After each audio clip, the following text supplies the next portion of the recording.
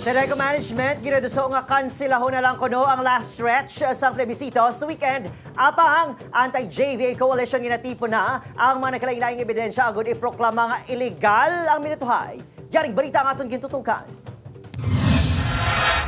Matapos hinapahayag, nakuha ang masobra 98,000 yes votes sa plebisito. Ginuduso karon sa Seneco Management nga ipaiway ang nabilin niya duha kadlaw nga plebisito sa weekend. Apang depensa ni General Manager Attorney Arnel Lapore ang cancellation request sa National Electrification Administration ug kuneya ang hindi tungod nga daog ng yes to JVA kundi agud hindi na kuno maperwisyo pa ang mga manunudlo kag mga bultuan nga naapektuhan sang pagbaha sa syudad. Ang threshold nga kung tani ilalabuton, agud magdaog ang ara lang sa 89,000 ukon 50% plus 1 nga boto sa kabugusan nga 177,737 eligible voters.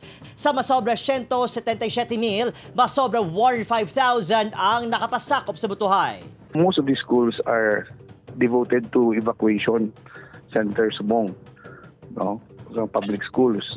So we don't want to compete sa mga trabaho pagit sa mga maestra. Dugang nila Pore kung matigayon plebisito sa weekend, hindi naman magbago pa ang resulta sa mayorya. Now, even if you are going to give the unvoted, no, which is about 70,000 plus to the no, still it will not be able to reach the 98,000 nga na-achieve sang yes. Apang, sunod sa anti-JVA coalition, handa silang mapasakas ang kaso batok sa Seneco. Kagneya sa pagpatigayon sa ginapasuni illegal nga butuhay. Wala sang kadalagan sa dinaya nga ginahimo ninyo.